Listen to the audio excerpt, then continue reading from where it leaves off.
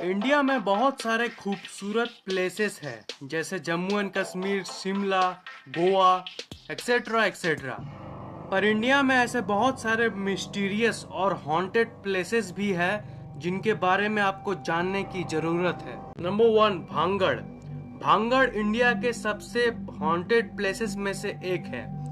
राजस्थान का यह गांव 1573 में स्टैब्लिश हुआ था और लगभग 300 साल तक ये एक हंसता खेलता गांव था। लेकिन साल 1783 के बाद ये गांव रहने लायक बिल्कुल भी नहीं रहा। लोगों का कहना है कि उस गांव के एक लड़के को उस गांव की खूबसूरत प्रिंसेस से प्यार हो गया था और लड़की ने उसे एक्सेप्ट नहीं किया क्योंकि वो एक काला जादूगर था।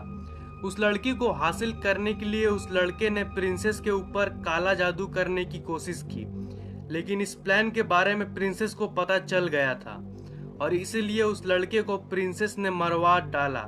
मरने से पहले उस ब्लैक मैजिशियन ने इस गांव को श्राप दे दिया था कि इस गांव के सारे लोग मारे जाएंगे और श्राप के 1 महीने बाद ही युद्ध में सारे लोग मारे गए, including the princess.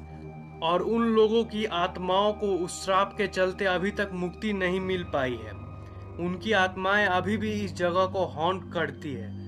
Archaeological survey of India ने ये बोर्ड प्लेस किया है और इसके हिसाब से इस गांव में शाम के 6 बजे के बाद कोई नहीं इंटर कर सकता। अब जब गवर्नमेंट इतना सस्पिशियस है तो आप समझ ही सकते हैं कि कुछ तो मिस्टीरियस है इस जगह पे। नंबर 2, कुलधारा विलेज, राजस्थान। ये विलेज 2091 में स्टैब्लिश हुआ था और साल 1800 के बाद यहाँ पे कोई नहीं रहता। इस गांव की एक बड़ी ही अजीब कहानी है जो बोलती है कि यहाँ के सारे विलेजर्स बिना किसी वार्निंग के, बिना किसी खबर के एक ही रात में गायब हो गए। वो कहाँ गए वो किसी को भी नहीं पता। जाते जाते इस जगह को वहाँ के निवासियों ने श्रापित छोड़ दिया और इसीलिए उसके बाद से आज तक ये गांव वीरान है। वो इस जगह को इसलिए छोड़ के चले गए क्योंकि उस गांव के एक लड़की के पीछे एक बहुत ही पावरफुल मिनिस्टर का बेटा पड़ गया था और गांव वाले नहीं चाहते थे कि गांव की बेटी की शादी उस मिनिस्टर के बेटे के साथ हो। इसलिए उस लड़की के सम्मान को प्रोटेक्ट करने के लिए पूरा गांव ही वहां से चल जाने का डिसीजन ले लिया और एक ही रात में सब बिना किसी खबर के गायब हो गए। Number 3, the Vrindavan society, Thane. यह एक सोसाइटी है जहाँ पे बहुत सारे पैरानॉर्मल एक्टिविटीज देखने को मिले हैं। यह सोसाइटी एक नॉर्मल सोसाइटी थी, हर सोसाइटी की तरह, लेकिन एक दिन यहाँ के एक आदमी ने बिल्डिंग नंबर 66B के बैल्कनी से जंप करके सुसाइड कर लिया। उस दिन के बाद से इस जगह पर बहुत सारे अजीब घटनाएं होने लगी।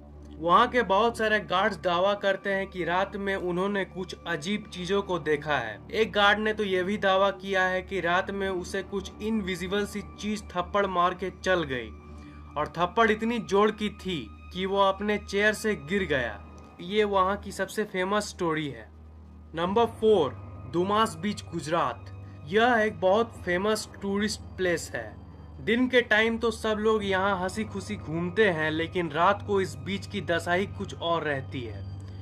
ये बीच पहले हिंदुओं का कब्रिस्तान हुआ करता था और डेड बॉडीज को यहाँ जलाया जाता था और उन डेड बॉडीज की राख जो कब्रिस्तान पर बच जाती है वो अभी भी यहाँ देखा जा सकता है और इसलिए यहाँ की ब्लैक सैंड फेमस है।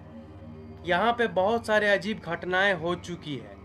यहाँ पे बहुत लोग रात के वक्त बीच के किनारे घूमते घूमते डिसअपियर हो जाते हैं और उनकी बॉडी कभी भी नहीं मिलती है और हजारों आदमियों का यह कहना है कि रात के वक्त इन्हें अजीब तरह की विसेल यानी सीटी सुनाई देती है।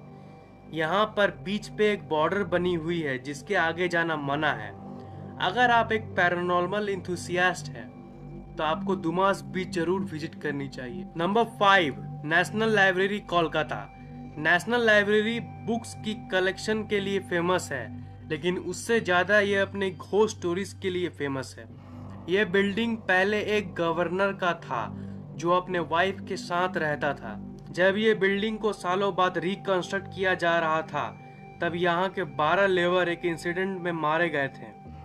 आज के टाइम यहाँ के गार्ड्स नाइट शिफ्ट करने से डरते हैं और अपने जॉब की सिक्योरिटी के लिए पब्लिक में इसके बारे में बात करने से कतराते हैं।